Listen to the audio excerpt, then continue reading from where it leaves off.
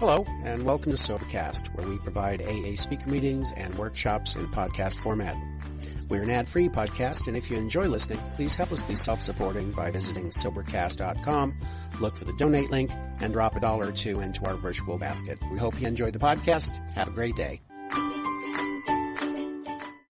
Thank you. Actually, Robert John last night came up to me as I was talking to people afterwards. He said, he's like, you have to go home.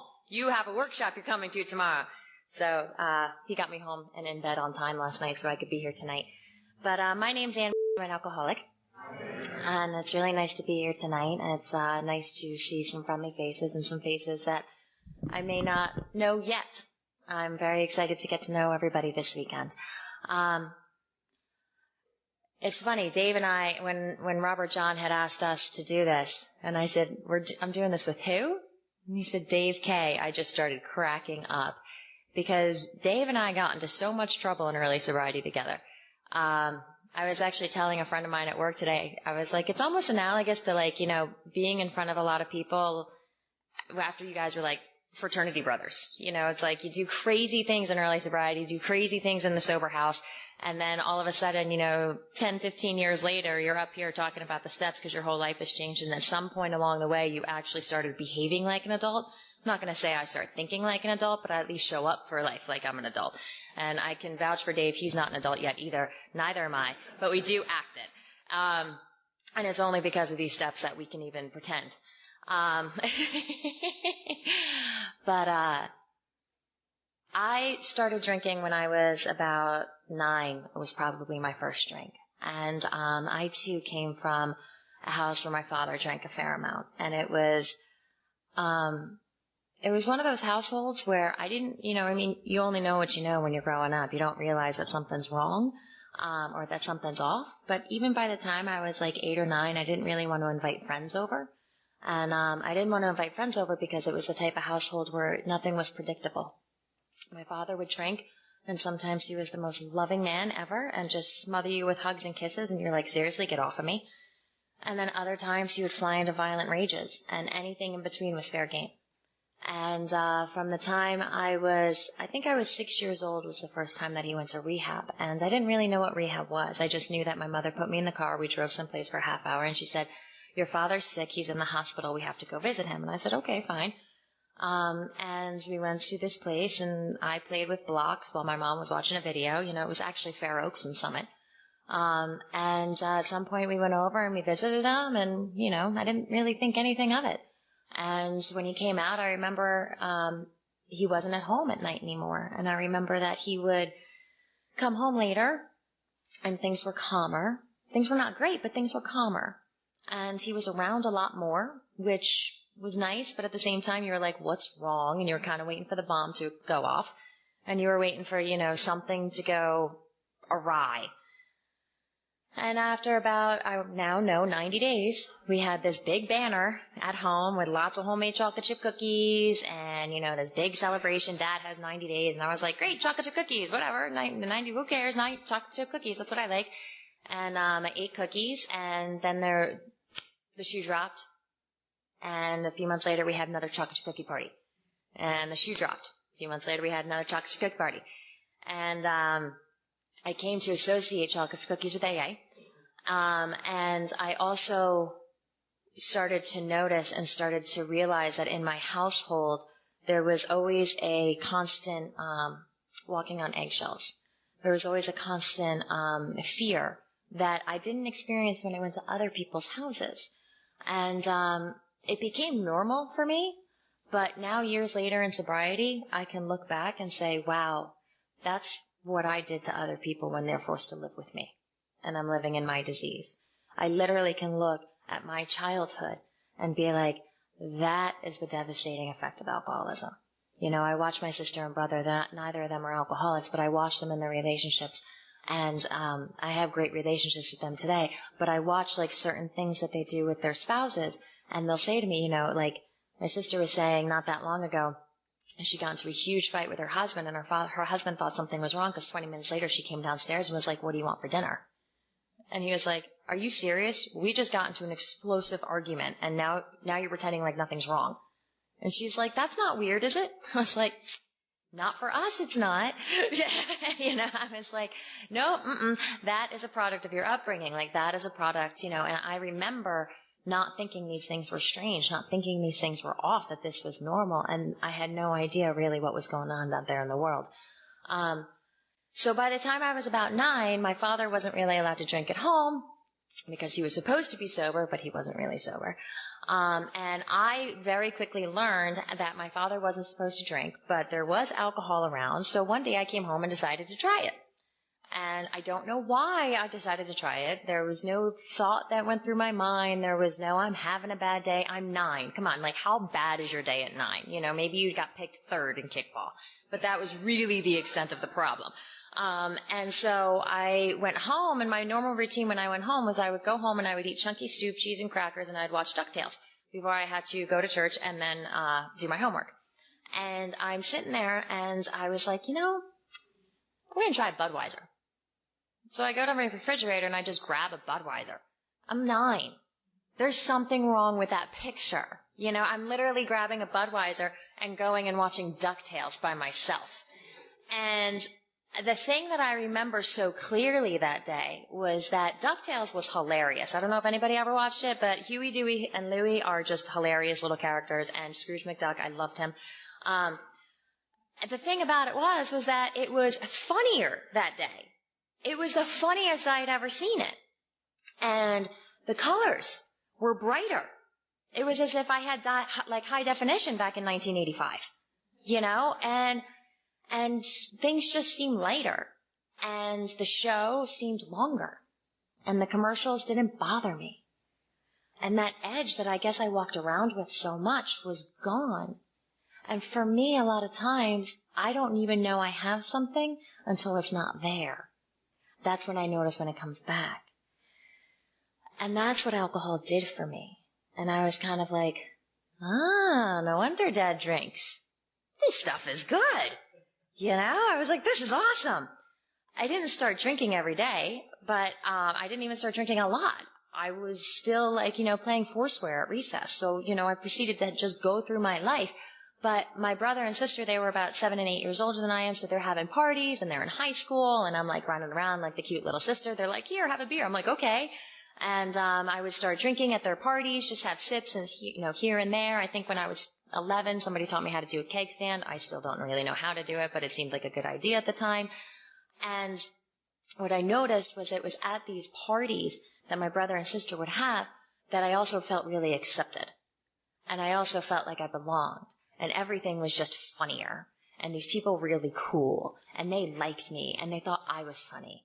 And I got that acceptance that I always wanted. I got that acceptance that I didn't even know that I was missing. But I can tell you that once I experienced it with my brother and sister's friends, when I'm on the playground and I'm playing Foursquare, I felt out of a loop. I felt like I was never enough. That was always something that always stuck with me. And I don't know why it stuck with me. It just did. Now, I can tell you that it was an incredible delusion that I was telling myself that for me, I was an alcoholic before I even drank. Because the way my thinking went, I constantly told myself that I was less than, and I constantly had this restlessness, irritability, and discontent. Nothing was ever right. Something was always missing. And I was among the more popular girls. I was the fastest runner. I was the one that the boys liked. Yet, I didn't fit in. I wasn't good enough. I had no friends. These are the things that I would tell myself, and these are the things that I believed about myself. So I learned from a very early age that it didn't matter what people told me on the outside because I believed what I believed, and that dictated exactly how I acted. So even before I started drinking, I became the chameleon. I was whoever you wanted me to be. I mean, I remember crazy things when I was even just 10 years old. This girl that I was friends with, by the way, I hated her, but she was my best friend at the same time. Why? Because she wanted to be my best friend. So I said, okay. And I was terrified of this girl. This girl woke me up one night with a baseball bat in the middle of the night. And I was like, you're weird. Something's off. And why do you have a baseball bat? It's 2:00 in the morning. Yet the next day I'm acting like everything's fine because she's supposed to be my best friend.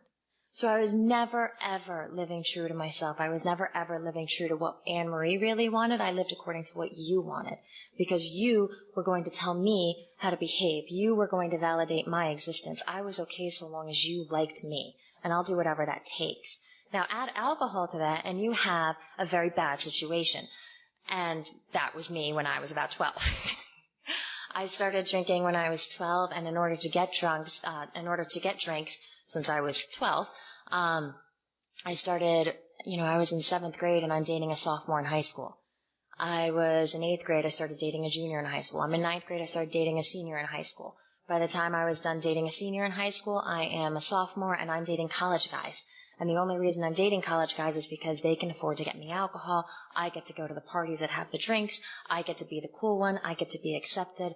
And I get my ego fed this way. I get my existence fed this way.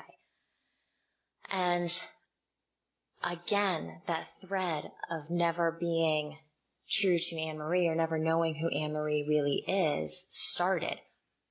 I joke about it, but it's really true. It's, when I was 16, I was dating somebody who was really into hiking.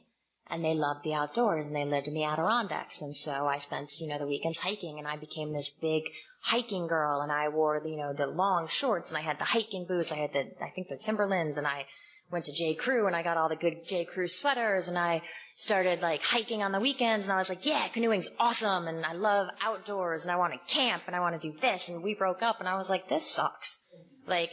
Camping, I don't know why anybody would camp. I sleep on rocks. I have a bed. Why would I go there? It's like I'm scared of snakes. They're going to crawl in my sleeping bag. It keeps me up all night. No, thank you.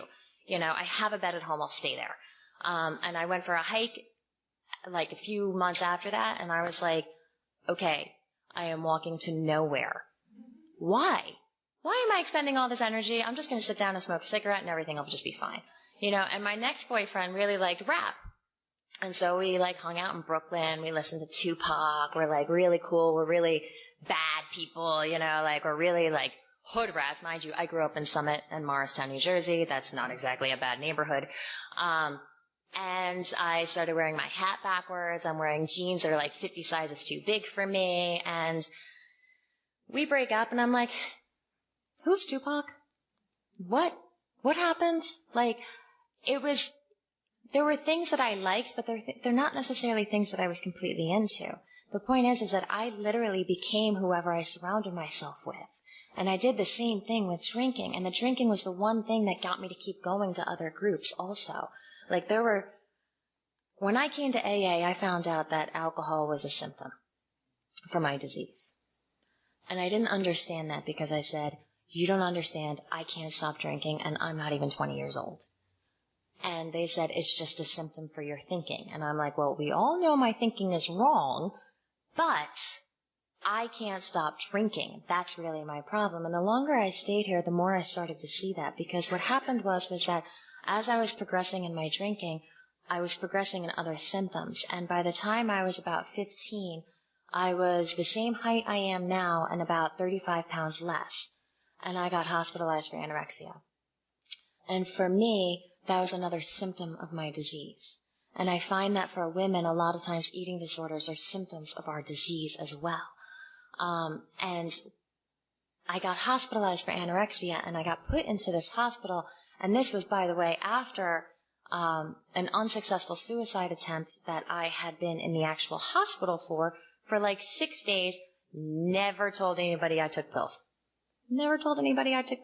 Kept my mouth shut. I was like, if they're not figuring out, I'm not telling, because I didn't want to get in trouble. I tried to kill myself. My concern is I'm going to get in trouble. Something's off on that. One of the things about my disease is that, Dave had read from the doctor's opinion that we cannot distinguish the true from the false. And that was me. I could not tell you what was real. I could not tell you what was false. It kept changing every day because it kept changing according to what my disease needed that day. And so I ended up in the psychiatric hospital. I am in a locked psychiatric hospital, a locked ward. I can't get out. It is an eighth of the size of this room that I have to stay in for 17 hours a day. The bedroom I'm allowed to sleep in has 8 other people in it. It's locked because they don't trust us, which I don't blame them.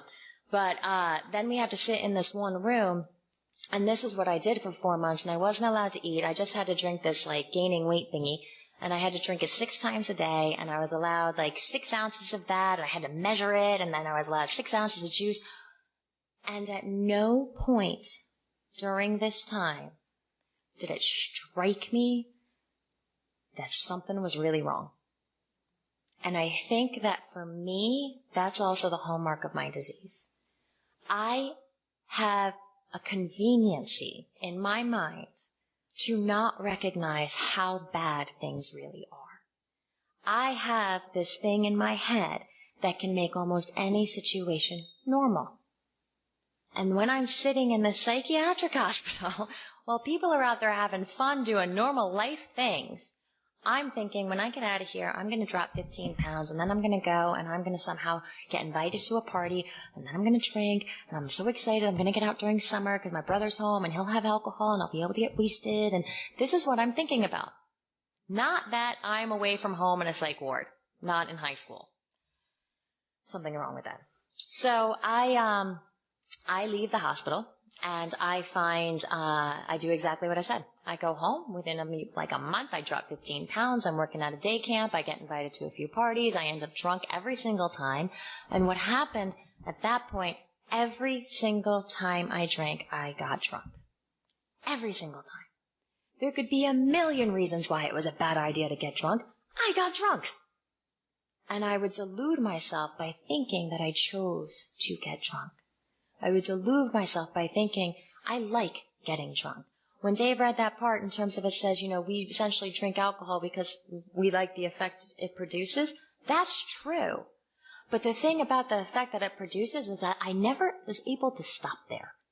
It's like I always overshot the mark. I didn't necessarily start drinking and then 3 days later wake up in a blackout. But I would say, I'm going to have a couple of drinks tonight at this party. We're going to dance. We're going to have a good time, blah, blah, blah. And then next thing you know, I hit that point. It's great for about 5 seconds. Then I do a few more shots and I completely overshoot it. And I'm like way over there near the vomiting, near the passing out, just being a sloppy mess. And for women, it's different. For men, you guys are hilarious on Monday morning. You guys are the life of the party. Like, oh my God, that was so funny. Dave walked into a train. Did you see that? That was hilarious. It's like for women, you get sloppy drunk and they're like, oh my God, look at her. She's an embarrassment. Look at her. She's a whore. Look at her. How bad is just stay away from her. She's bad news. And I got that reputation very early on. Because of my drinking, not necessarily because of anything else, but because of my drinking. Because every time I drank, I way overshot that mark. And I kept wondering, what is wrong with me? Because I kept looking at my brother and sister, and I'm like, they have the perfect life. They have this group of girlfriends, they have this group of boyfriends, they all hang out, they all drink, they all party, they all have a good time, they all wake up the next morning, no one gets called a whore, no one gets called sloppy, no one's not liked, everybody likes each other still, everybody's talking to each other, everything's good, they're still all friends, they go out that night, they do it again. Why can't I have that? So, anyway, make a long story short, I land right back in the hospital. Doesn't take me long. It takes 5-6 months. And I'm again down 30 pounds, throw back in the hospital.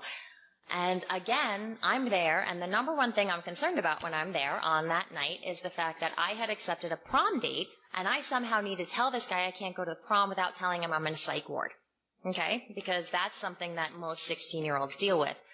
And as I'm on the phone with him, I'm like on this payphone that you have to wait online for and, everything like that. And as I'm on the phone with him, the emergency, someone's going crazy and needs to be restrained bell is above me, and it starts going off. And it's like, quiet room emergency, code red. And I'm like, I gotta go. And I hang up. Again, it doesn't strike me that there are people running by me, armed, running to go grab somebody to throw them in the cushioned room to lock the door. This is where I have to stay. This is where I have lived. And my concern is, oh my God, do you think Jason heard that? Really? Really? That's my thinking. That is how I think. And there's something wrong with that. If you can relate to it, I'm glad you're here. Because there's something wrong with you like there is with me. And so I ended up being in the hospital, and I was there, I think, that last time for like 6 months.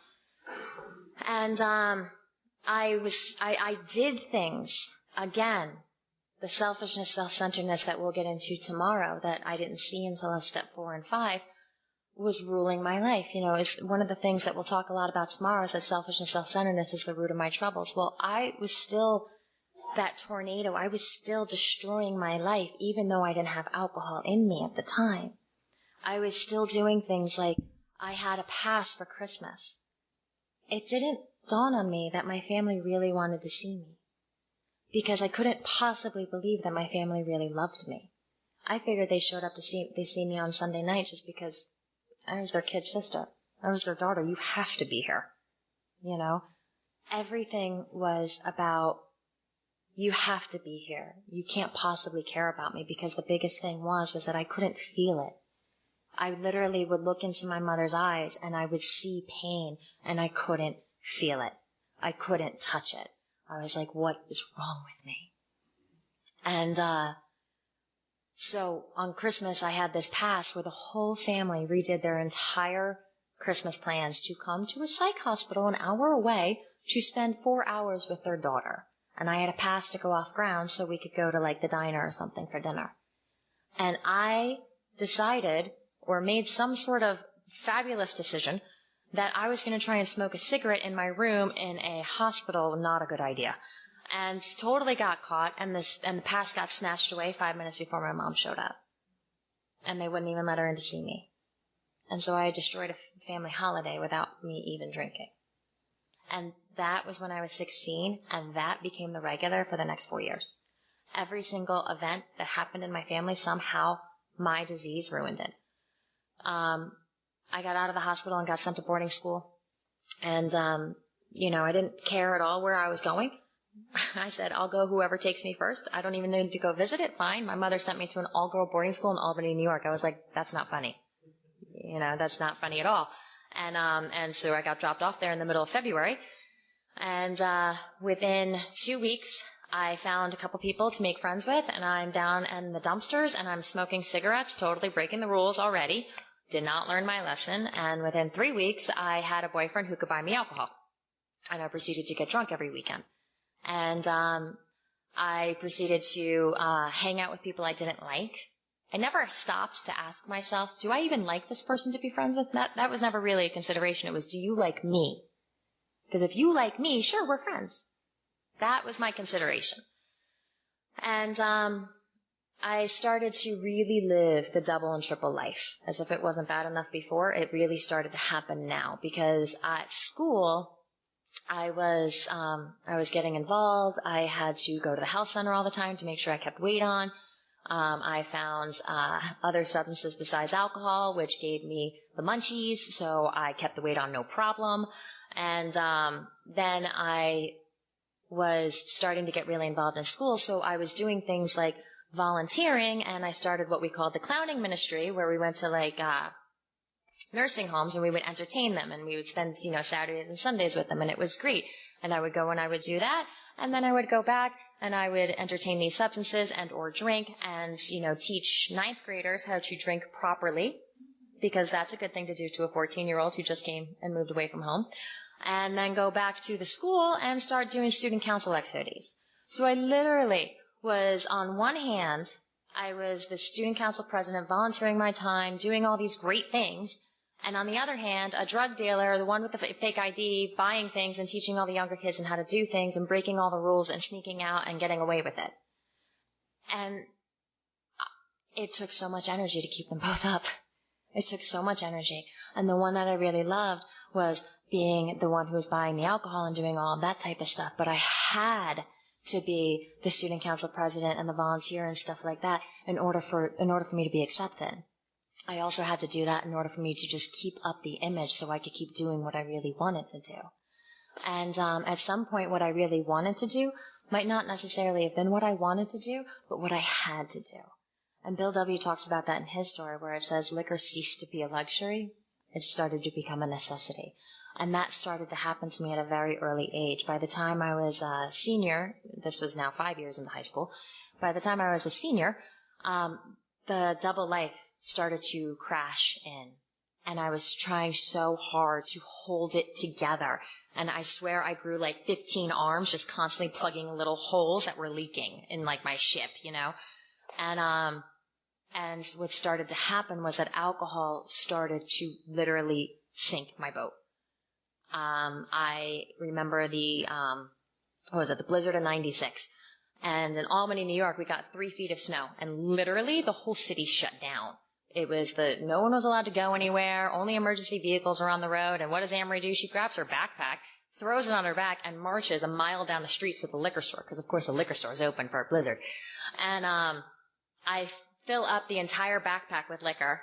And I had stolen my sister's license, who, by the way, I have blonde hair and brown eyes. She has blue eyes and brown hair. Don't look anything alike, but it worked. And I trudge a mile back to school, and I have tons of liquor, and I'm like, yeah. Of course, it's cheap liquor. It's like Boone's and Mad Dog and just stuff that's going to make you so sick. But I am so excited. So I get back there, and everybody who knew I was going to get it was like, oh, let me have this, let me have that. And I did what I was starting to do a lot, and that was I was starting to hold back stuff just for me. And being like, oh, no, I only got 4 bottles. Oh, but I thought we gave you money for 6. Yeah, but it wasn't on sale. I only got 4 because I took 2 and hid them for me later. And then we would drink the 4. And that night I passed out in my friend's room, and I apparently came to at some point, got up and walked where I thought was my bedroom. In boarding school, you don't lock doors. Everything's open. The door was locked. That should have been my first clue. But I managed to break in, and it was a house parent's apartment. And I went in and I lied down on her couch and I fell asleep. And she woke up and she was like, what, get out. What are you doing here? And she has all the lights on and everything. And I don't remember this. I don't remember it at all. I remember drinking in Sherry's room. That's it. The next thing I remember is waking up in the health center with the dean of students looking at me. And I'm like, uh-oh, what happened? And apparently what I did was I got up, I went to this woman's house, I broke into her house, I'm lying on her couch thinking it's my room. I then start arguing with her that it is my room and to get out of my room. And I'm totally belligerent about it. And then they wake up the school nurse, whom thank God I'm actually very good friends with, who comes and gets me and puts me in the health center. She practically locks me in the health center because I'm so belligerent and so angry. And then I fall asleep. And I wake up in the morning and I'm like, what happened? What happened? Why am I here? And the dean of students is looking at me and she goes, how much did you drink? And of course I was like, nothing. Why? What are you talking about? Nothing. She was like, don't lie to me. I was like, what? Can I have a minute? I had nothing to say. And I'm 3 weeks away from graduation, and the only thing that my family wants from me is just to get out of school. They just want me to get back together, get my stuff together. You know, they think I'm doing great because I'm actually in school. And I'm like, here I am about to get thrown out of school. And the school nurse lied for me. And she said, I think she was sleepwalking. She's fine. And as she just looked at me, she goes, don't you ever do that again. I was like, okay, no problem. Think I did it again in the next 3 weeks? Yes. Of course I did it again the next 3 weeks. Why? Because I have what we call the mental obsession, which is what Dave described. And these are things that I didn't necessarily understand until somebody sat me down and took me through the big book. But I have a mind that will constantly tell me, no matter how humiliating the situation is that I find myself in because of drinking, no matter how devastated I might be, no matter how incomprehensible my demoralization to myself might be, like the book says, at some point my mind is like, you can do it. Come on, let's go. It's not going to happen this time. Come on. You'll be fine. And I'm like, okay, yeah, let's go. You know, like a puppy dog. I'm like, yeah, let's go, disease. Come on.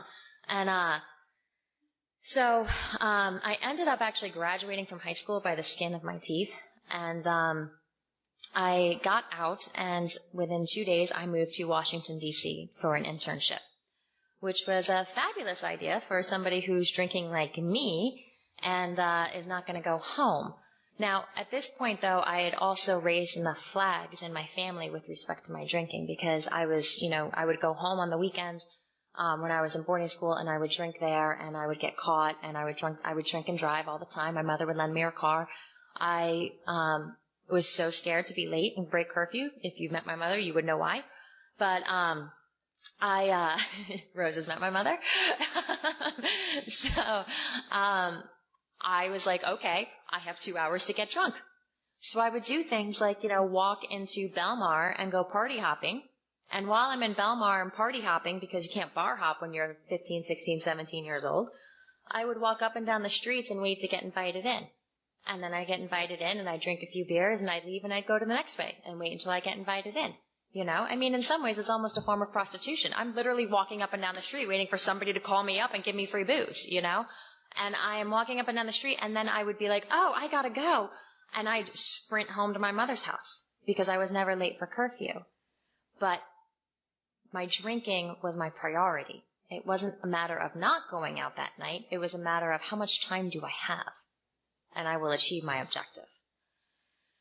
So, I also started to notice now, of course, looking back, was that, I had the physical craving. And in part of living the double life for me, actually, when I was at those parties, is that I would be at one party and my name would be Mary. And I would be a sophomore at UCLA who lived in Maryland, and I was up visiting my girlfriend. At the next party I went to, my name was Betsy. And I, was engaged to be married, and I was from Tennessee, and I would throw on a Southern accent. I never was me. That was the awesome part about drinking, too. I didn't have to be Anne Marie anymore. So I loved it. I could be whoever I wanted to be, and you had no idea, so I could totally convince you of whatever I wanted to convince you of. And it was, for me, it was true freedom. And, so by the time I moved to DC, my drinking had taken on such proportions that, I could not go more than a day or two without drinking.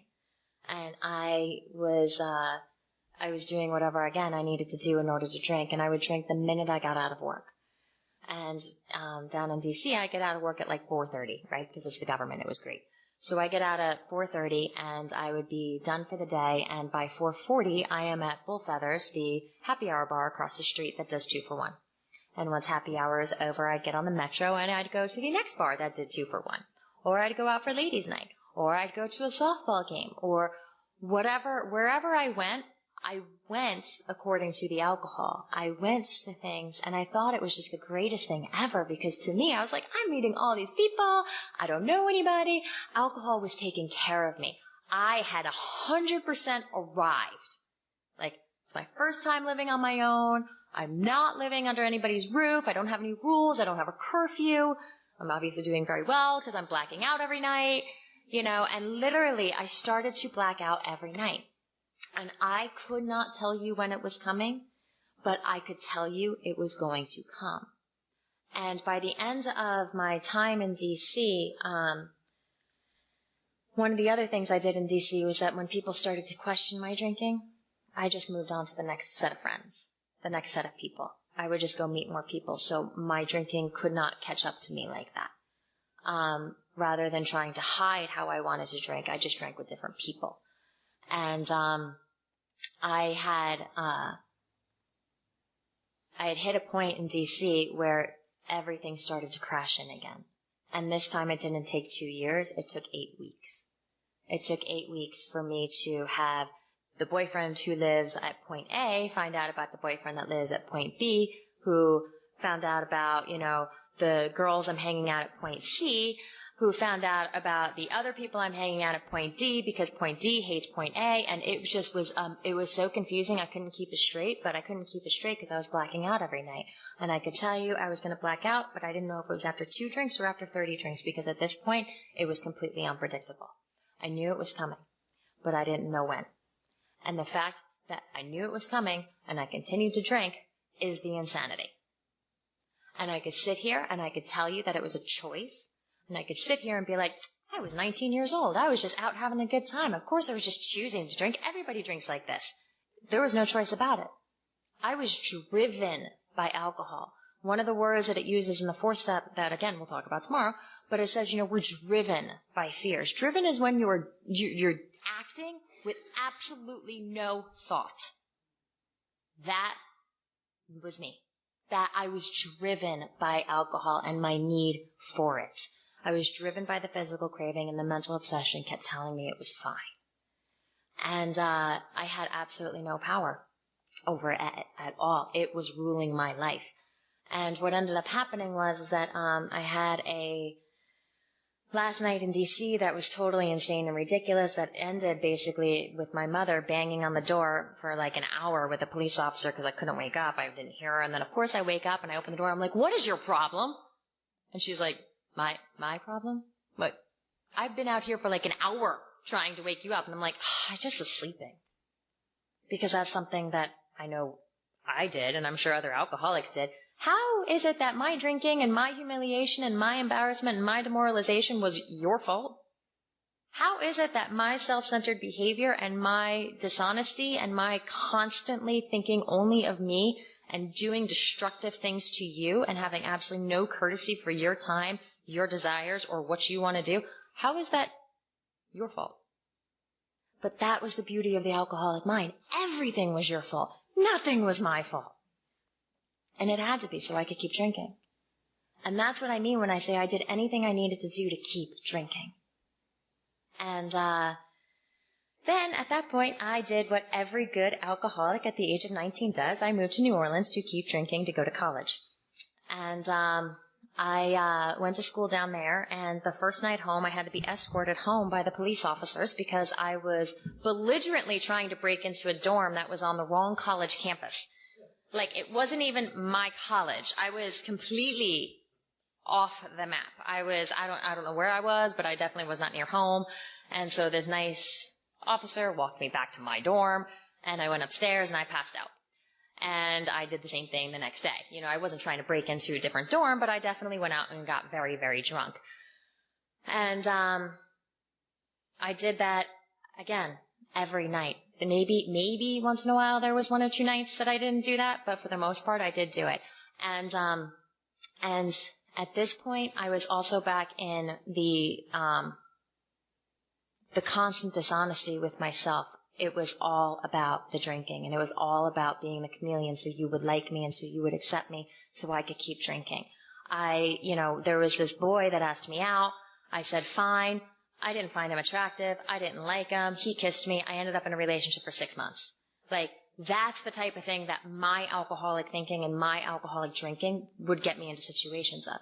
I ended up breaking up with him, and I was just constantly doing things to other people. I would come home from drinking and I would lie down on my roommate's bed and pass out there. She was horrified.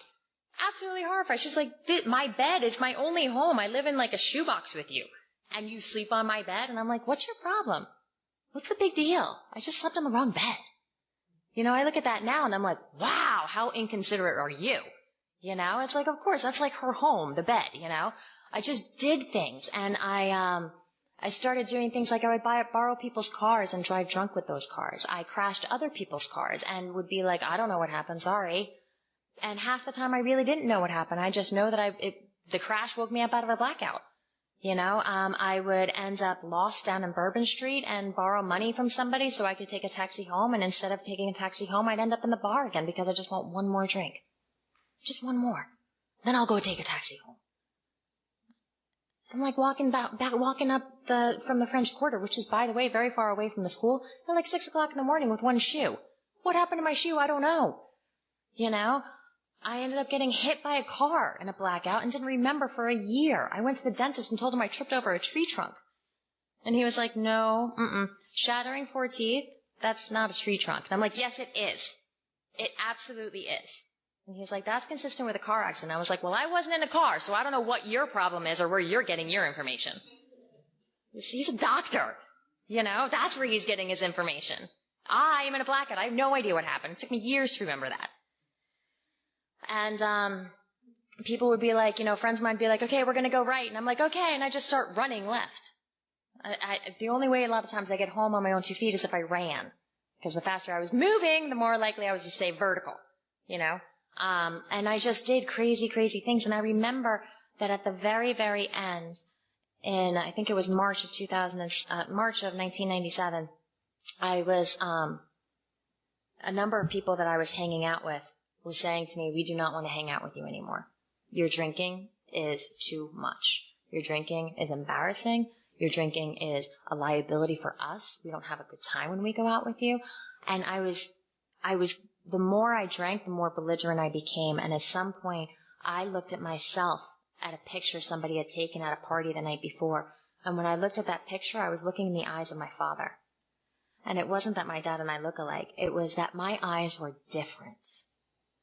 And he was the only person I literally could point to that when he put alcohol in his body, his entire face changes. His eyes change. He becomes a different person. For years, I was like, I don't know who Dr. Jekyll is. I don't know who Mr. Hyde is, but if they're two different people, that was my dad. And when I looked in that picture, that was me. I was like, who is this? I did not even look like myself. If I hadn't realized that I was wearing that the night before, I probably would have told you it was somebody else. But it was me. And even that devastating fact did not stop me from drinking. I saw the picture, and somebody said to me, you should go to AA. And I was like, fine, I'll go to AA. They dropped me off at AA while they went to go get high. I sat in an AA meeting, thinking about them going to get high. I was like, that's not very nice. But while I was at that AA meeting, it was like in a little kindergarten room, and I'm sitting on this like tiny, tiny chair. And I remember they looked at me because now I know that they looked at me because I didn't belong, meaning I was new. And they looked at me and they said, do you want to introduce yourself? And I was like, no. They're like, well, what's your name? I was like, why? They're like, because, you're sitting here with all of us and we just usually introduce ourselves. I'm like, I don't want to. They're like, okay, you just sit back, relax, and listen. I'm like, fine. It was very hostile. It was like, get away from me. I have nothing to say to you. And then I started listening to a couple of people, and the room was going around the room. It was like celebrations. They did the chip system down there, so a lot of people got chips, and some people were getting, other things, and they did announcements, and somebody spoke, and then we went around the room and introduced ourselves. And when it got to me, I only said, just like Dave said, I only said I was an alcoholic because I didn't want to leave the meeting. So that was my intention. They come to me and I say, my name's Amory, I'm an alka. And I burst out into tears. And I start sobbing. And I know now that the reason I started sobbing was because it was really the first time I was telling the truth. That for the first time I actually could say what was wrong with me. For the first time somebody was about to tell me what was truly wrong with me. No matter how many hospitals I had been in, I was on like therapist number 25, it was like the amount of antidepressants that they put me on when I was a kid.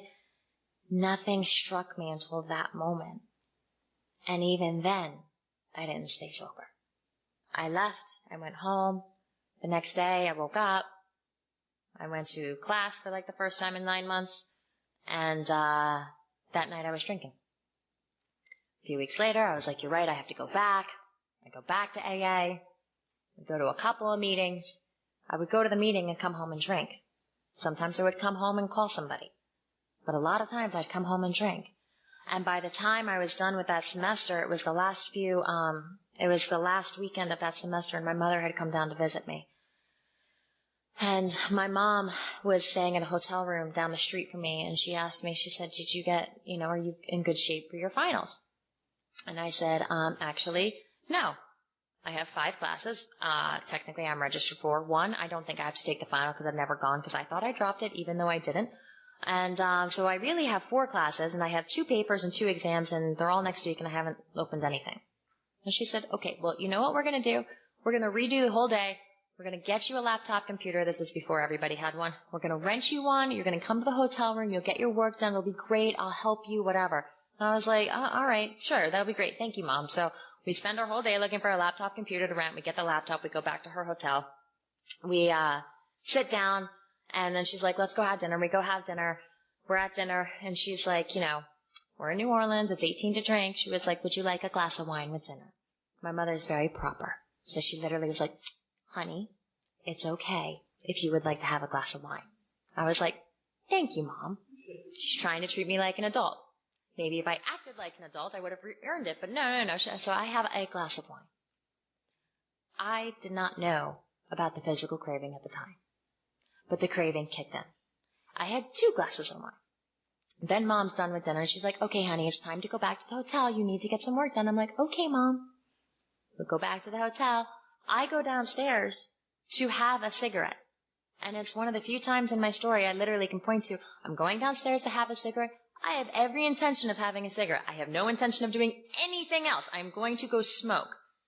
That was at 9:45. I stumbled back into the room at 5:15 in the morning after I had been at the bar. I was at the piano bar. I was singing. I don't sing. I'm a very bad singer. I'm singing at the piano bar. Over there, you think my name is Mary. Over there, you think my name is Stacy. Behind me, my name is Jack. You know, I'm from like 3 different states. I am here on a business trip. I'm here on college. I am like all over the place. I am having the time of my life, doing what I'd like to do best, get out of me, drink, end up in a car, going somewhere, I don't know, end up back at the hotel, come back, stumble upstairs. Mom wakes me up like 45 minutes later. And when she wakes me up, she looks in my eyes, she wakes me up, and I look at her and I'm like, oh God. And she looks at me, she goes, did you get a lot of work done? And she has so much love and hope in her eyes. And for whatever reason, God presented a window of willingness. And I said, Mom, I have a problem drinking. I got no work done. And she said, why don't you get up? We'll go have breakfast. We go have breakfast. I find out a lot of things about my father I never knew. I never knew he actually tried to commit suicide. I never knew that the 2 of us drank the same exact way. I never knew that the effect upon alcohol that she saw on my dad was the same effect on me. I never knew any of that. I learned all of that. I gained a lot of knowledge at breakfast. I had a lot of identification. She had been an Al-Anon at that point. You know, in her lifetime, she had been there for 12 years. She was like a black belt in Al-Anon. Okay, maybe a brown belt, because the next sentence wouldn't have been from a black belt. She said, well, you're already registered for school. She said, you're already registered for summer school. Why don't you just get through finals and we'll deal with this when you get home? I said, okay. I go and do my final exams, but somehow I managed to pass, probably because the number 1 class I'm taking is juvenile delinquency. So I understood it. And I passed, and I come home to New Jersey, and she literally sits me down the first night. She goes, okay, so let's talk about what you want to do. Do you want to go to AA? Do you want to go to rehab? And I looked at her, I was like, I don't know what you're talking about. And she was like, but you said, and I was like, I was overreacting. That was just a bad night. And she's like, but, and I was like, but nothing. Can I have the keys? I told Kim I'd pick her up in 10 minutes. And she was like, oh, all right, sure. So she gives me the keys. And my mom was a very big one in terms of, you know, what you want in life, you need to earn. All right, if you want a car, you're going to go to work and you're going to get money and you're going to buy yourself a car. That's how you're going to get a car. I'm not buying you a car. It was about 4 years after I got my license. I still didn't have a car. And so she had said to me, I don't know how I'm going to get you to summer school because I do not want to give you my car every day of the week. So I'm going to buy you a cheap car. And I said, okay, great. She goes, we'll go shopping tomorrow. I said, okay, good. Can I have the keys? I got to go pick up Kim. She said, sure. So I pick up Kim. I have a water bottle with me. I filled it with vodka. I drank the water bottle all night. We went to the movies. We didn't like go out. Went to the movies. I drank one of those like plastic water bottles, not like the Poland Spring bottles, but like the old fashioned like water bottles that you used to get for free at things. I drank like one of those that was filled with vodka. She had no idea I was drinking, and I crashed the car on the way home.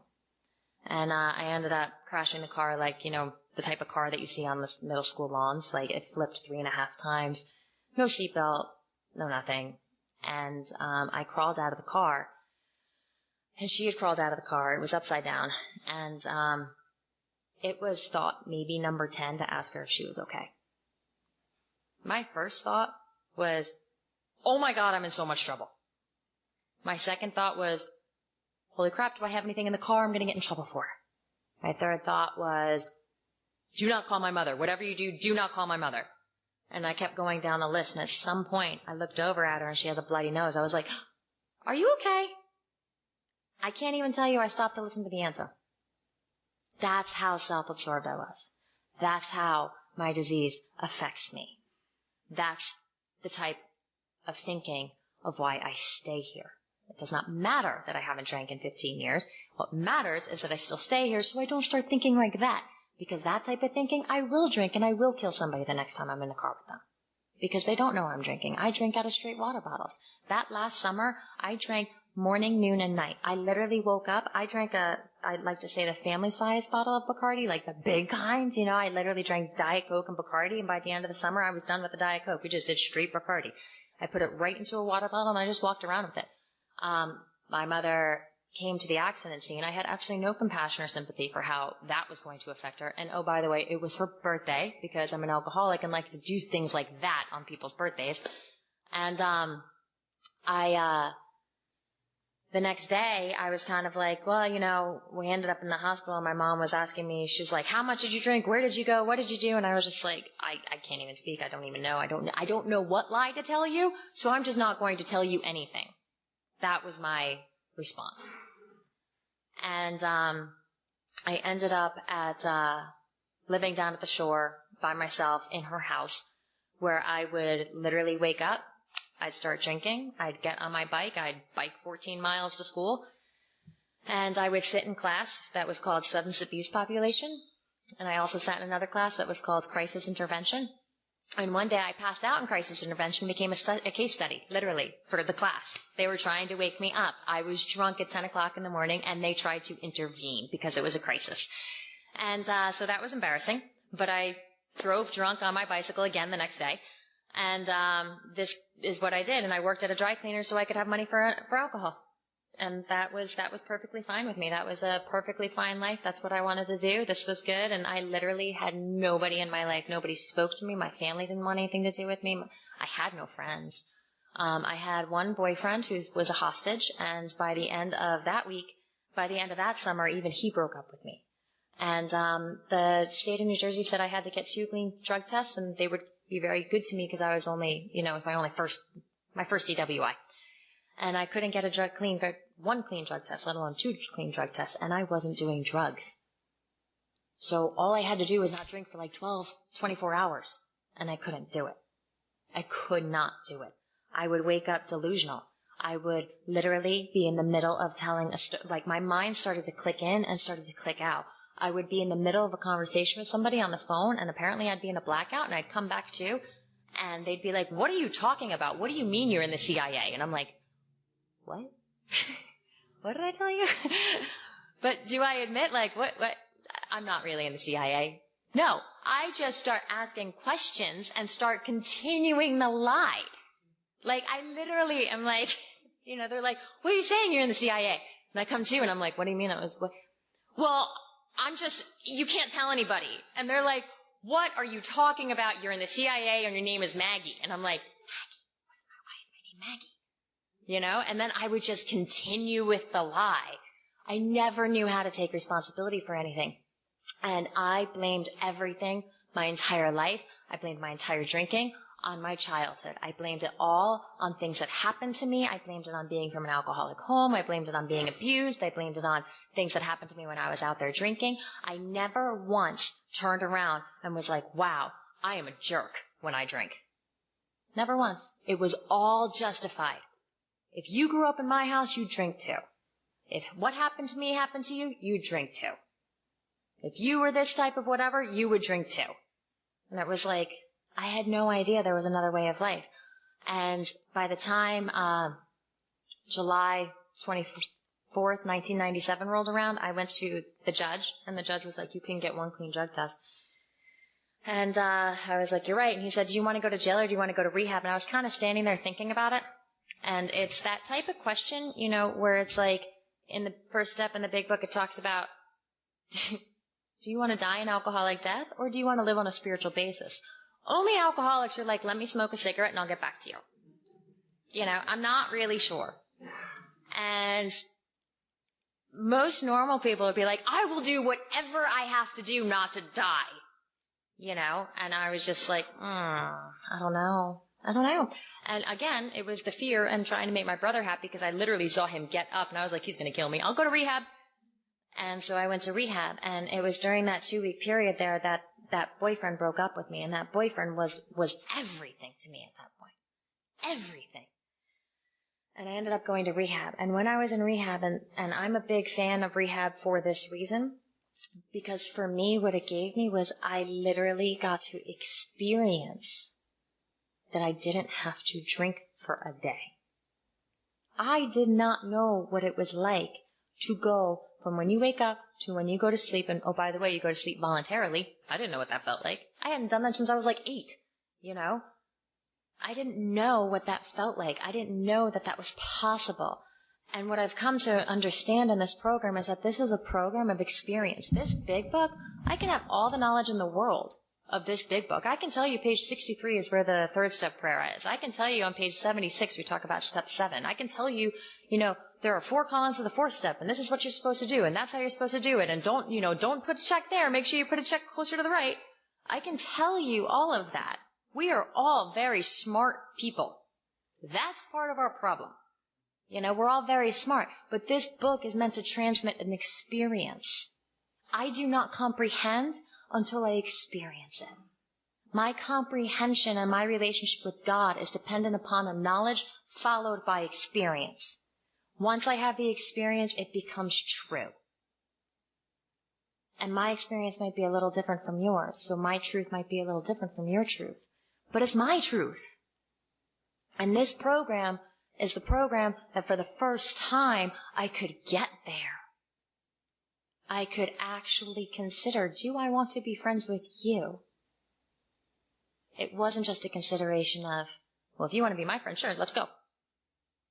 It was, do I want to do this in life also?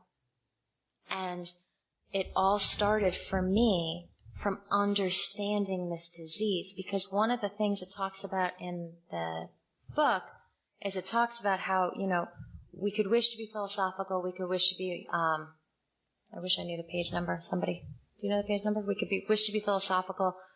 Yep, here we go. Page 44. If a mere code of morals or a better philosophy of life were sufficient to overcome alcohol, many of us would have recovered long ago.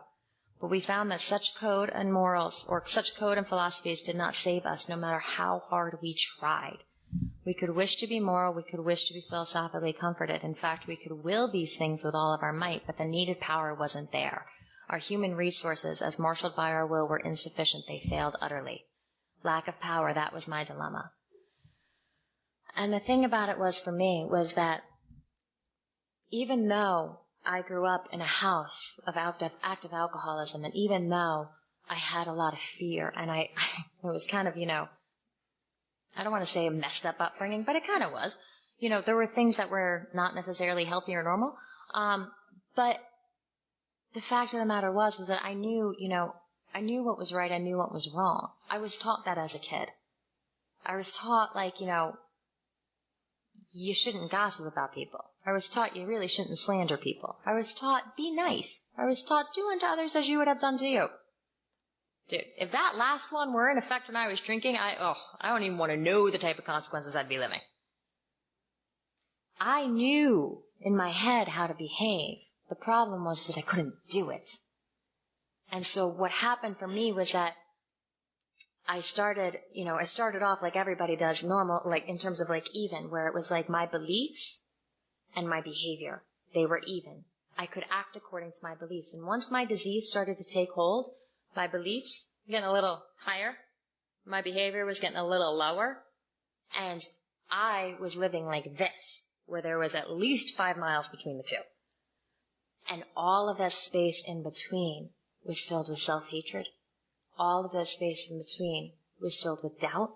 All of that space in between was filled with fear and impossibility. There is no way life is ever going to be different. I can't possibly do it. Look at my behavior. Look how much I absolutely suck. I wake up today saying I'm not going to drink. By the end of the day, I'm drunk. What kind of person does that? I had no concept that I was sick. In fact, when people said you're sick, I really thought I was a cop-out. For about 2 years in AA, I was like, yeah, total cop-out. Yep, got a disease. Got it. Check. Moving on now. But really in my head, I was like, no, I'm just really a bad person. That whole saying of we're not bad people trying to get good. I was like, I am. Maybe you're not, but I am. And I would hold myself to this standard that it was to say I'm sick is a cop-out. That is an incredible ego, isn't it? How many alcoholics are there? There's 2 million, right? There's 2 million, and I'm the one who's possibly a bad person. That's how arrogant I am. Arrogance. It's my sponsor over there. So that's how arrogant I am. And that was the whole thing, was that I went through the big book at about 1.5 years sober when Dave and I were living together in the sober house. And my life started to change. And I started to understand that I had this physical craving and that I had a mental obsession. I had a spiritual malady. And those were the 3 components of the first step. And I had all of them. And I was an alcoholic. And I proceeded through the steps with that. And when I got to step 2 and they said, is God everything or is God nothing? I said, he's everything. Check. Move along. Step 3. And this is what I did. It was my first time through the book and I learned a lot. And I gained a lot of knowledge and I had a great experience with it. But what happened to me was at about 7 years sober, I hit another bottom and I couldn't tell you what was wrong. What I will tell you is that God showed it to me, as he usually does. And that was, I was standing in, it had been probably about 1 year at that point, and I had every material promise in this program that you'd ever want, I had come true. And they all happened within 2 years after getting through my 9th step and continuing in 10, 11, and 12. And I was working with a lot of women, and life was good. Life was really good. There was nothing wrong. I was getting married to somebody I thought was absolutely perfect. I got the most perfect job. I went back to college and I actually graduated from college. And I did well in college. And not only did I get the perfect job, but I got my dream job. And I moved out of the house. And after I got married, I got to move to London because my new husband was now going to graduate school in London. And I'm in London, and I had been there 2 months when my stepfather died. So I came home and I was with my mom. And I go back to London, and I end up engaging in a conversation with a woman on a bus, because this is how God likes to talk to me. It's like randomness. So I end up talking to this woman on a bus who has pink hair, and she tells me she's an AA, and she starts telling me how great American sobriety is, and I'm like, you're right, we are. And she says, I just love your sobriety. I was like, you should, because we rock.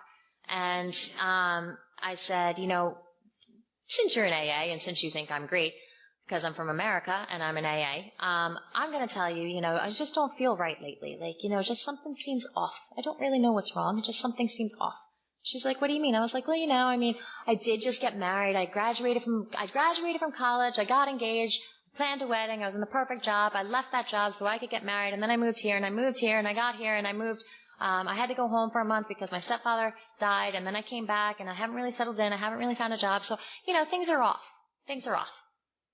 And everybody had been saying to me, you just moved. You just got married. You just graduated from college. All these things that were going on outside of me. And every time they said it, it just wasn't ringing true. And I was like, I don't know what's wrong, but something's wrong and nothing's hitting me. And this woman looks at me and she goes, do you think you're going to drink today?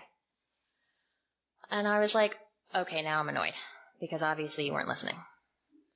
I just told you my stepfather died. I told you I was close to him. I told you I had to quit my job. I told you this. And she goes, no, I'm asking you, do you think you're going to drink today?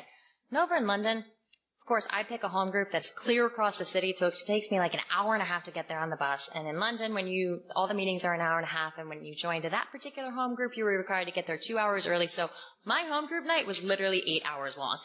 Because after home group, then everybody had to go to McDonald's because we all had coffee and chicken McNuggets or whatever. And we all socialized.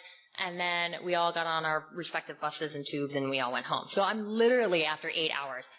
And she goes, do you think you're going to drink today? And I was like, no, I'm not going to drink today. Okay, I want this conversation to end now because obviously you don't know anything. And this is what's going through my head. And she goes, why not? And I was like, well, obviously because I just came from like a freaking 8-hour extravaganza meeting. I just worked with 2 newcomers. It was a big book meeting, so I read the big book. I talked to 3 sponsees today, and now I'm talking to you. And she goes, you're really powerful for someone who's supposed to be powerless. And I was like, what? And I don't know what she said, except I know it was the first time it hit. And it hit real hard in the gut. And I said, can I have your number? So she said, sure. And I called her, and she told me I had to, if I wanted to work with her, I had to do things that most people are going to think I'm insane for actually doing, but she said, stop sharing in meetings, stop sponsoring, stop praying, basically stop doing everything AA tells you to do. And I was like, and I'm not going to do that. And she goes, why not? What do you think is going to happen? And I started crying. I said, I never want to go back to that psych hospital again. She goes, is that what you think is going to happen? And I said, yeah. And she said, well, then you have a major first step problem. And I had no idea what she was talking about. But I said to her, my mother's coming next week for Christmas. She just lost her husband. I'll call you back after the new year. I'm not doing this right now. And I actually called her back on January 2nd. And I started working with her. And what I started to see was that my ego had rebuilt itself. That at some point I started to do the steps I was working the steps so I would get better. I was not working the steps so God could make me better. I had completely worked God out of the equation. All of the steps after step 1 have God in it.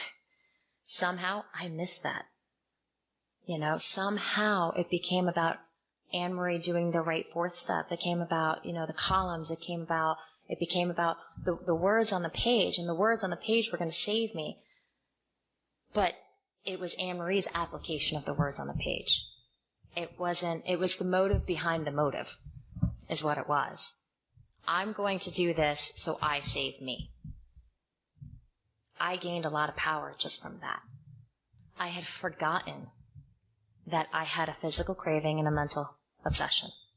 I had forgotten that I had lost the ability to choose whether I drink or not. The book talks about that. The book says that very clearly in a lot of different places. And a lot of times we forget that. And that's probably, everybody has a pet peeve.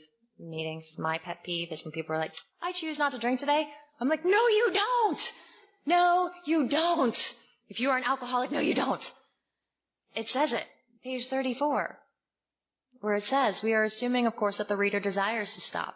Whether such a person can quit upon a non-spiritual basis depends upon the extent to which he has already lost the power to choose whether he will drink or not. Just because I had been sober for 7 years didn't mean I got the choice back somehow. I still don't have the choice at 15 years sober. My sobriety is dependent upon my relationship with God. My sobriety is dependent upon my spiritual basis. I get a daily reprieve, but my truth still remains that when you add alcohol to this body, a phenomena of craving, which really just means something that can't be explained happens inside of me where I crave more. Somebody one time told me that it's an enzyme in the liver that I have that other people don't have. I don't know. I totally got with the explanation. It made sense to me at the time. But I have had experiences in my life where even in sobriety, I've seen that my body is different than somebody else's body who's non-alcoholic.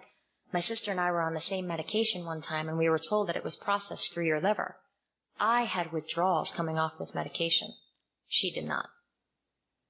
We have different livers. She's not an alcoholic. I am. When you add alcohol, something unexplainable happens to me. But the only way that I stop once you add it is something outside of myself has to stop me. It does not matter how good of a reason I have not to drink. The night my mother got married again, she got remarried to a wonderful man named Ken. The one thing she asked of me, please don't drink. Please don't drink. No problem. Not going to ruin your day, Mom. It's going to be fine. At the rehearsal dinner, I was in the bathroom throwing up because I had drank so much in such a short period of time that her best friend had to leave her rehearsal dinner in order to take me home, so I stopped ruining the evening for my mom. And my mom, the night before her wedding, she has to be in a hotel room with me because she's worried I'm going to sneak out and go drink. Because that's what happens when I was like, I'm only going to have one drink, Mom. It's fine. I am not that much of a jerk. I'm really not. I am not that evil where I chose to do that to her. I had this thing in my head, the mental twist, that says you can have just one. I literally intended just to have one. I was not going to have more than one. It's a celebration. I'm puking. How did that happen? The physical craving, that's how that happens. That's part of what makes me sick. And a lot of times when I work with women who are like me, so incredibly egotistical that it's like, okay, fine, yeah, maybe you're sick trying to get better, but I'm bad trying to get good. I'm like, can you explain the phenomena of craving if you have it? Because if you can explain it, you might not have it. But once you add alcohol to me, I can't stop unless something outside of me stops me. Something greater than me has to stop me.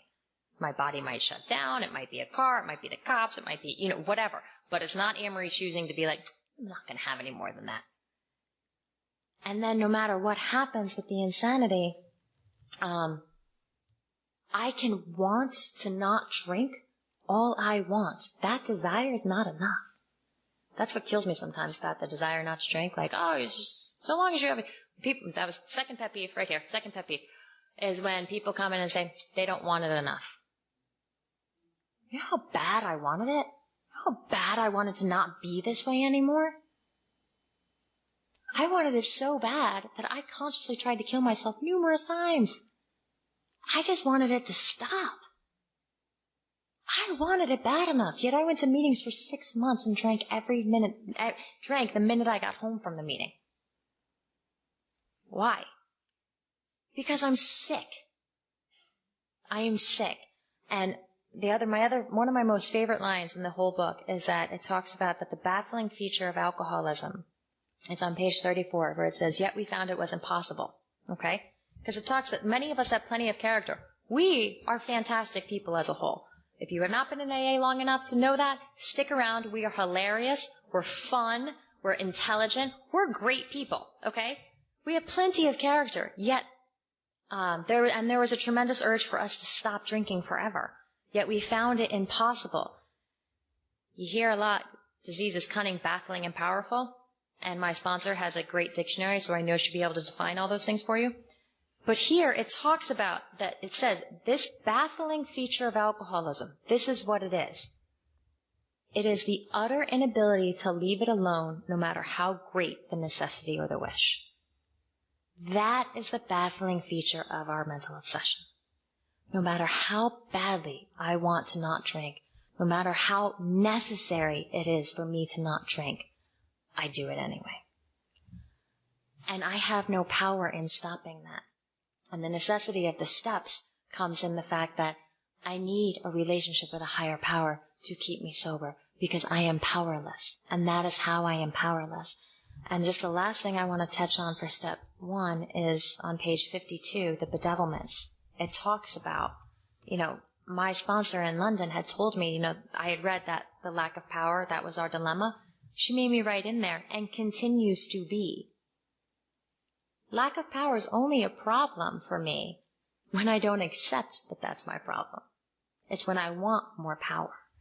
And on the paragraph on page 52, it says we had asked ourselves why we shouldn't apply to our human problems the same readiness to change our point of view. We had been having trouble with personal relationships.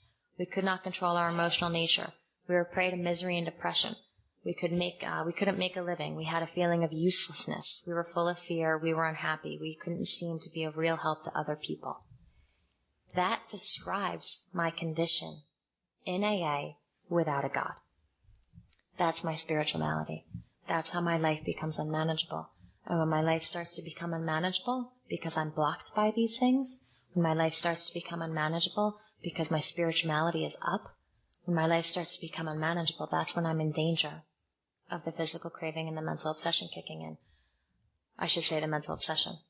Because that's the other thing, is that the mental obsession happens before the drink. The physical craving happens after the drink. It's very simple stuff, but somehow, for at least my experience in meetings, we get them mixed up sometimes. And the spiritual malady happens before and after. So my job in AA is to do the rest of the steps to do the rest of the steps to become open to God coming in to treat my spiritual malady and protect me from a drink. And that's what we're going to talk about tomorrow. So I'm really glad that we are here tonight. I am so excited to be doing this with Dave. And I'll turn it back over to Robert Chun.